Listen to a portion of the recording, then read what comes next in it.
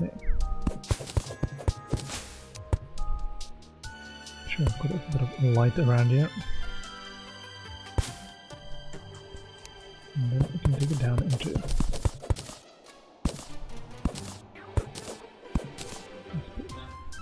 Okay, however, I'm also gonna make a bit of trap on the side.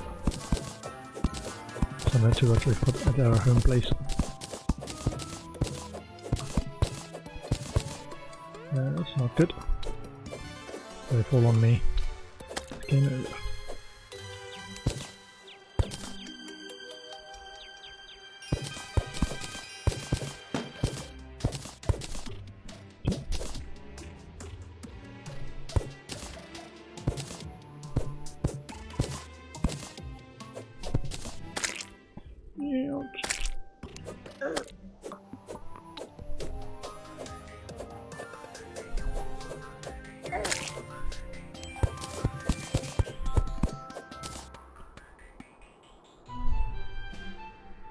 Okay, make this a little bit wider.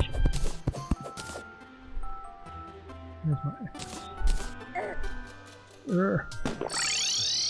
Okay, wrong thing that I wanted to do, but we should have a traveling merchant here. This guy, Gallius. Oh, I go where winds take me, but this is ridiculous. What do we get? Kimono, vanity item, 1 gold. Devil horns, ultrabright, torch, 3 silver. Lawn flamingo, extended grip.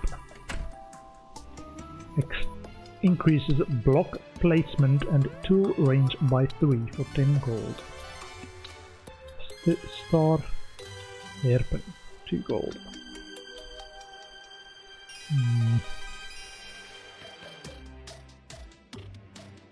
Not anything that particularly stands out. I heard later that people were talking about like a teleport network in the game. Not sure how that would work because I only have a recall potion at the moment to instantly move somewhere. Probably something along the line of a pressure plate or something. Okay, let me explore my inventory, but make more squirrels and bunnies, foods.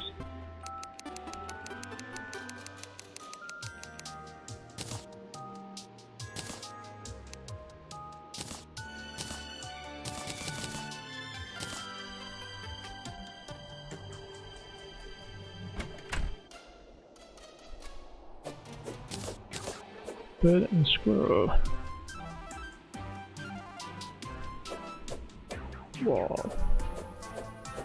Yeah, the birds you can also make into cooked fowl or something. You can sell for 20 silver. Okay, I'm gonna do a bit more fishing. I like the idea of fishing.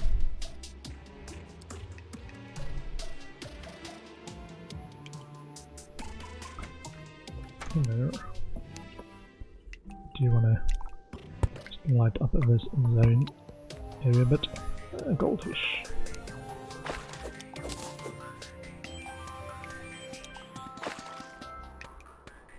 So we can also do this. Okay. So we can see where we're fishing. Okay, let's do this. Maybe it's too bright for the fish. Tin can. Tin can. There's probably like gear for specifically for fishing as well. Gives you fishing power.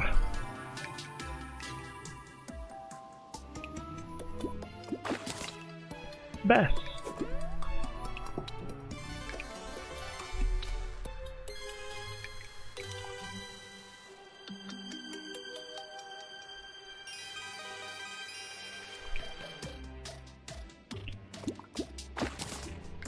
Amazing this game that it's come such a long way over like 9 years of development. It kept developing it for that long. Like, it's one of the advantages of sticking with a pixel animation style or art style. Keep improving the gameplay and focus too much on the graphics.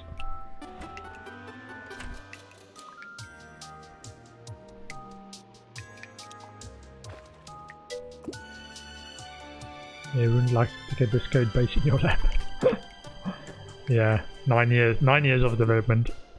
Probably lots of legacy stuff in there.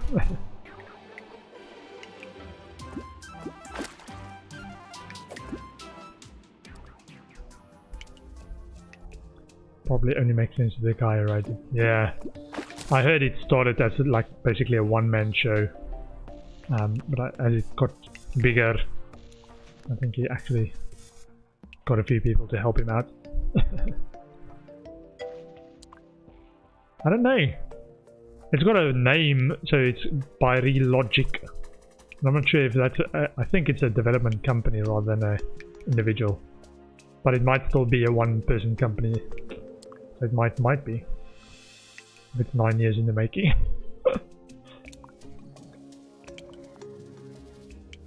Oh, we're not fishing. I was like, why isn't the fish biting? I haven't caught anything. Old sheep.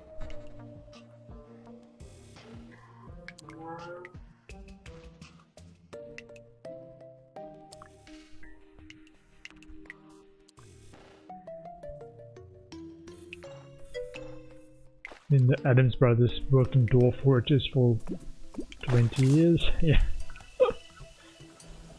It's been a while. Hello, Mr. Bunny. Don't go, don't go. Thanks for stopping by.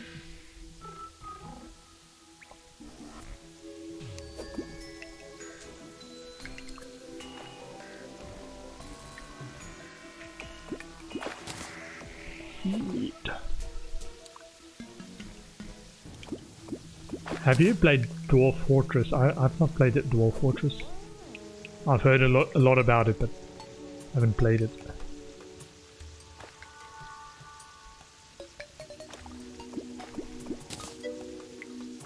Dabbled a few years ago. Ah.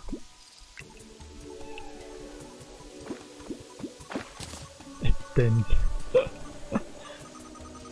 Yeah, I think if you can only focus on mechanics, if you can keep the graphic side of it fairly simple and focus on mechanics and interactions and strategy side of things, you can make it quite good.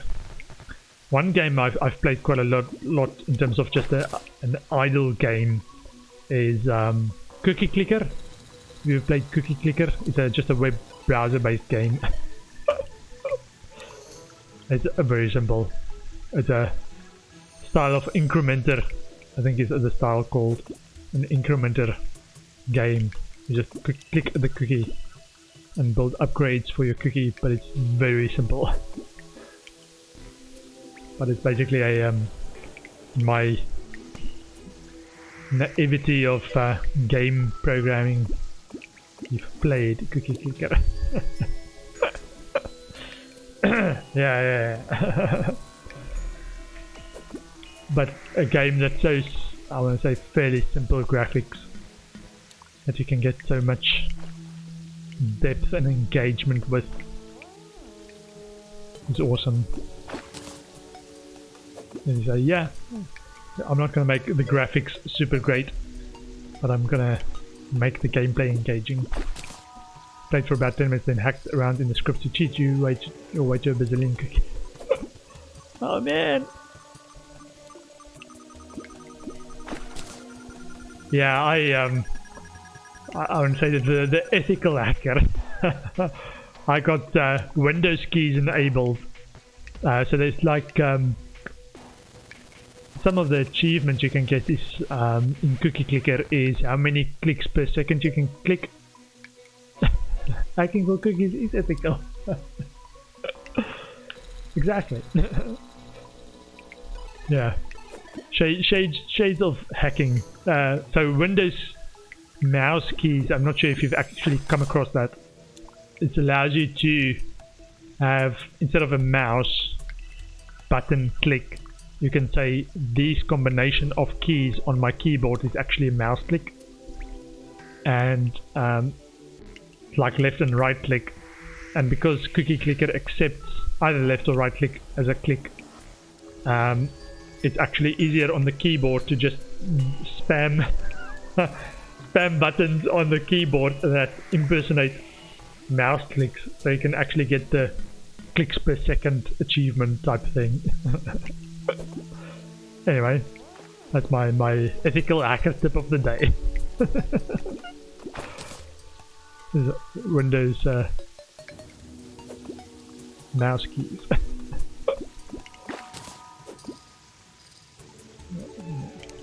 This lonely looking goldfish.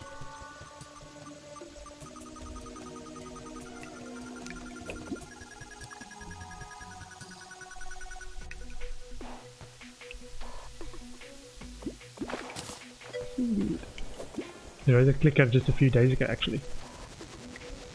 If I just start and stop clicking 20 times a second. Okay. Was it meant to do something else and it ended up as a clicker?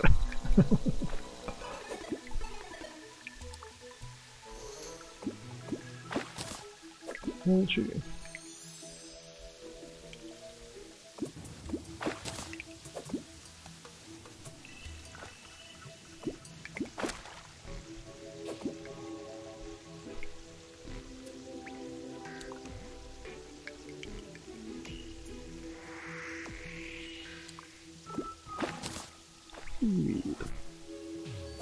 I really hope we can do something with all the junk we're catching.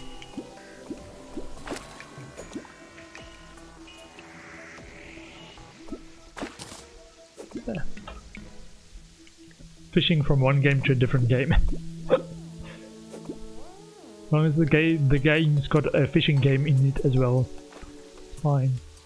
I'm thinking a lot of these open world builder / exploration / gathering stuff got a fishing mini game in it. I remember my time at Porsche also had one that I quite enjoyed. Stardew Valley's got fishing in it. Graveyard Keeper had fishing. Originally the program with the name of that was playing Spotify and ready to file so other programs could read it, but now it's just a hodgepodge of various game hacks like fishing bots and auto tickers and so on. Ah.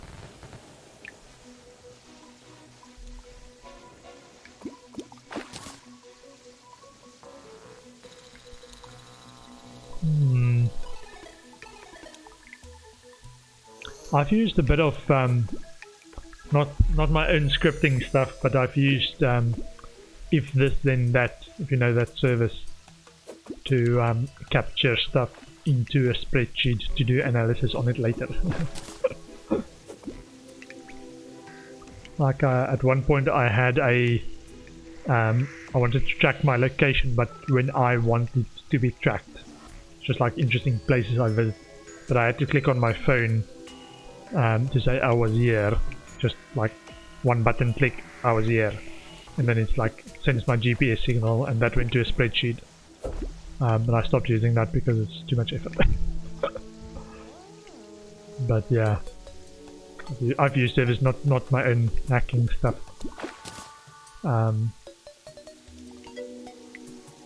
Yeah, if this then that, yeah, IFTT, TT.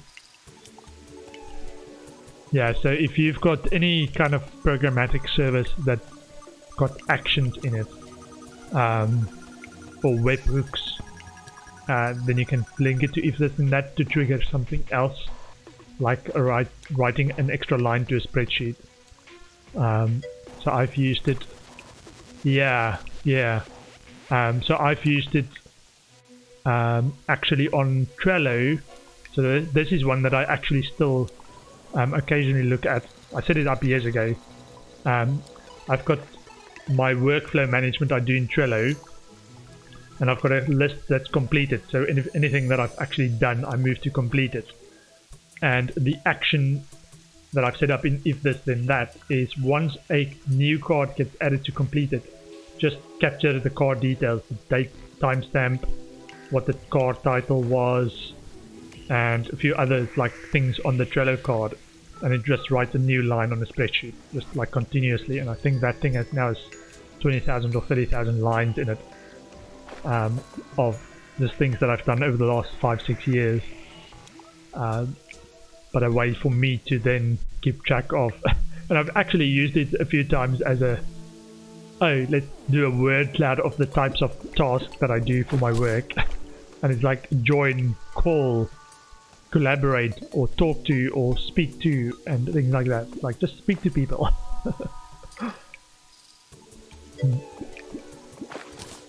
The other one that's interesting, that's kind of similar to if this then that, but a bit more powerful in terms of, besides just recording stuff, which I've heard, but it's a paid for service beyond a specific amount of complexities. Zapier, Z-A-P-I-E-R, and again it's an API glue layer, which is exactly the right type of word.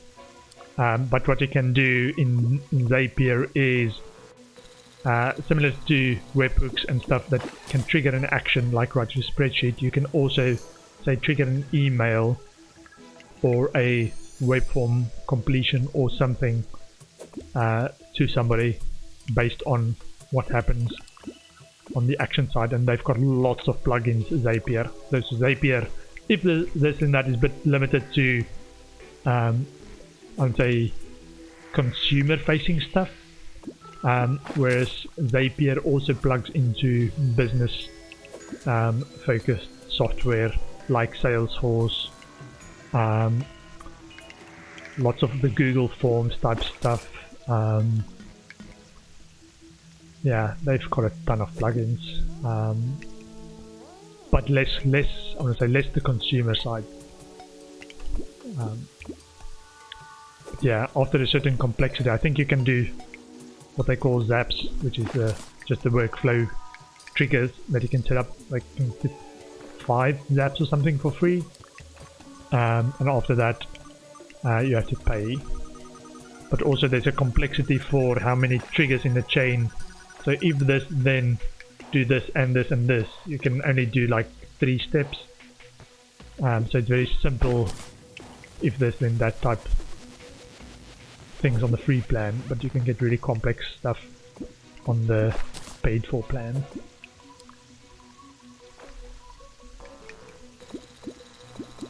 If you are interested in that kind of workflow automation.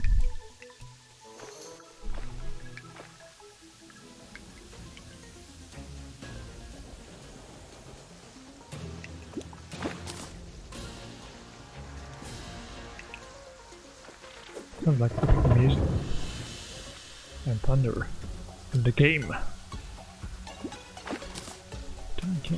Didn't catch any new crates.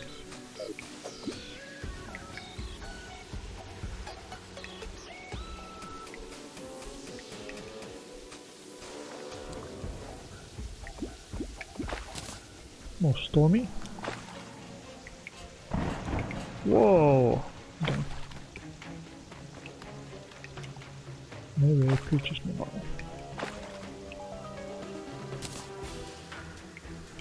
Check out. There's something happening up here. I need to be aware of. Hello. Lightning is no joke. A very powerful fiends come out in this weather.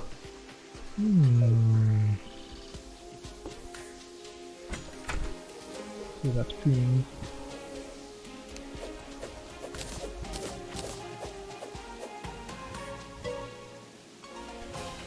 Don't do a lot of that sort of thing. Or just write what you need yourself. Ouch.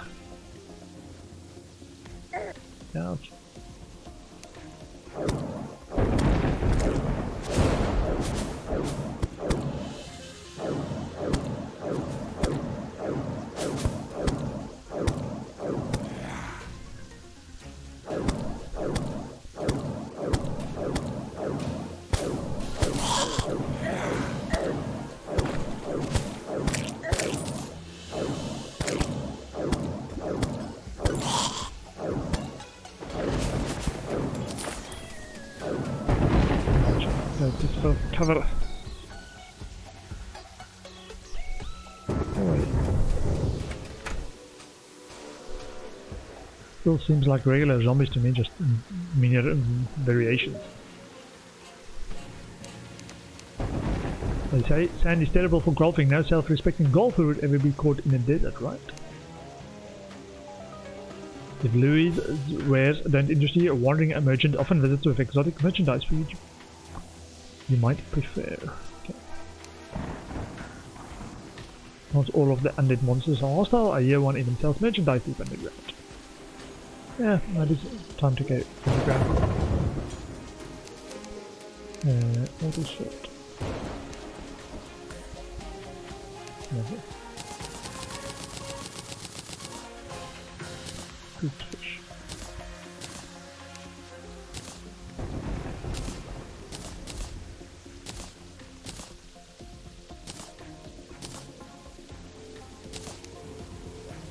Okay, what is short?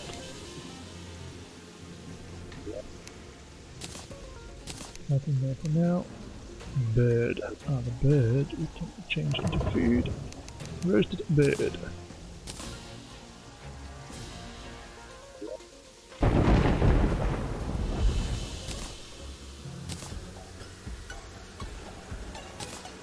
I'm going to sell this and store the money.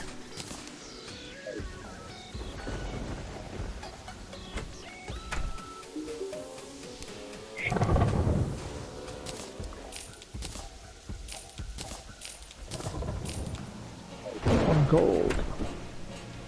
Starting to make it some real money. Come on.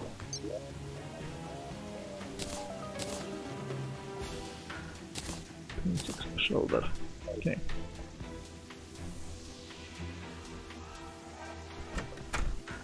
Think. Ooh, let me just clear all my inventory. Oops, sorry. Shit.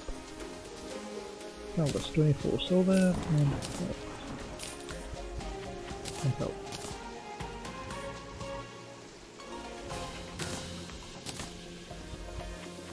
Okay. I think it's time to get down again, man. Not the fishing kind of down. Deep underground. We can get more hearts.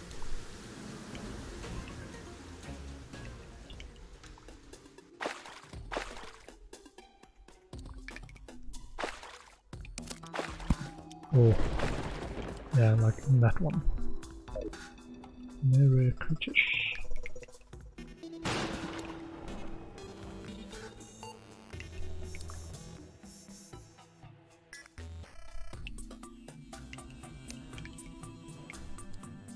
Shaking it. Is the lightning that's shaking it, or something actually happening here?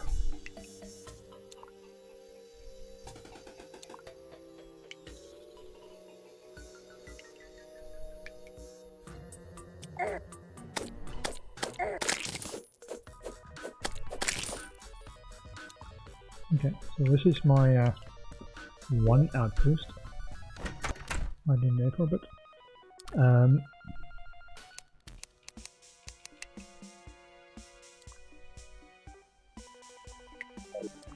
So we are kind of looking for salt as well.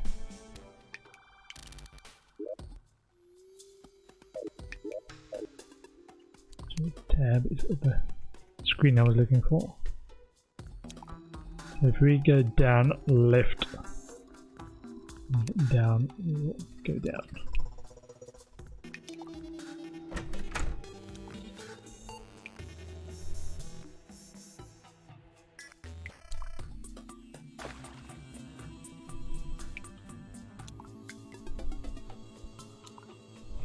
Yeah, so we found a heart here yesterday.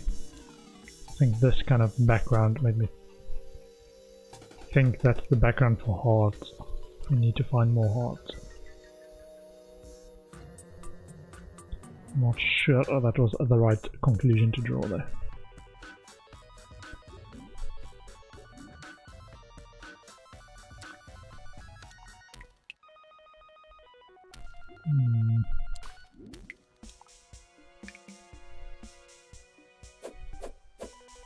Oh, this one you need to be careful. Because this guy splits into lots of small ones. Mother slime.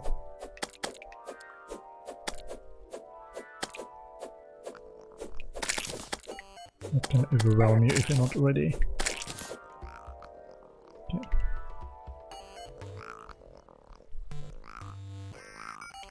Oh. Hold on. I'll use this in a bit.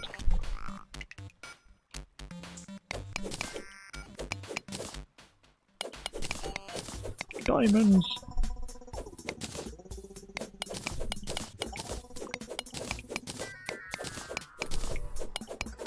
Okay, what do we have here?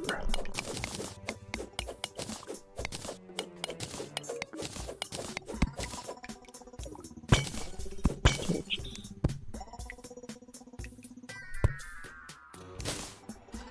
Blink wood. Or one of those guys. Okay. So those guys spit stuff at you, by the way. Very friendly. Very friendly.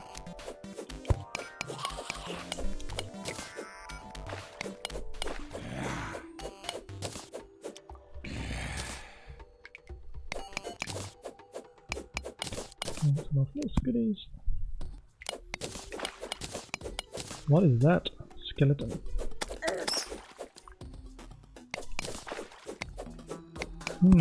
Looks like we've got different kinds of skeletons, similar to we've got different kinds of zombies above ground. Ooh, salt. Some more salt.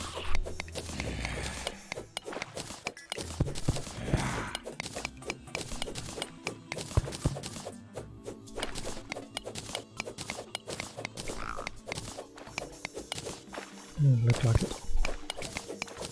So the salt we can put into our extractinator machine and get basically random stuff, but some of those random stuff can be worth quite a lot. What is that? Crawdad.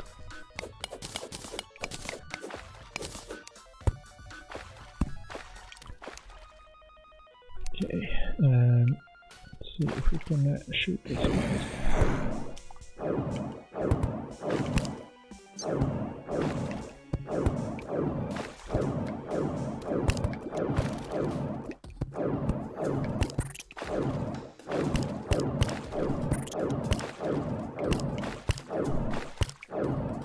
I like attacking them from a distance.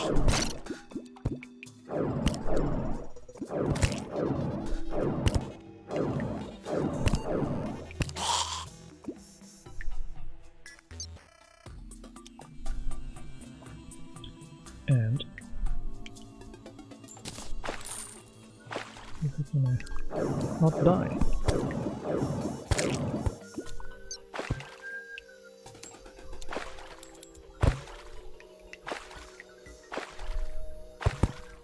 Okay, there's a bit of a light there.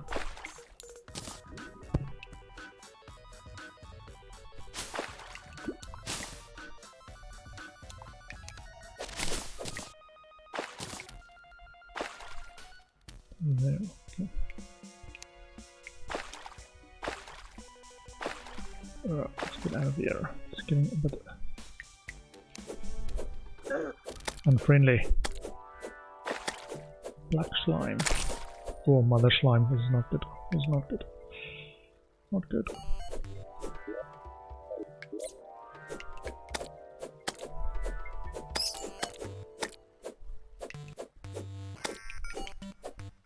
Take care of the mother slime and the kids.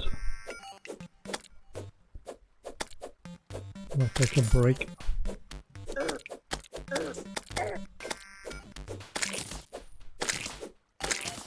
Okay, and our way out of here is going to be this.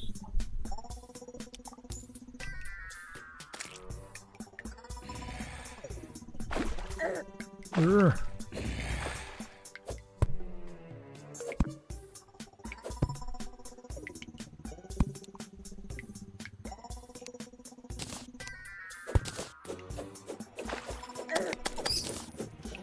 Guarding depth meter.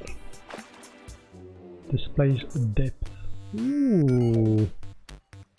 Okay, however, that pauses the game. I'm going to take a short bio break there. I'll be back in 2 to 5 minutes.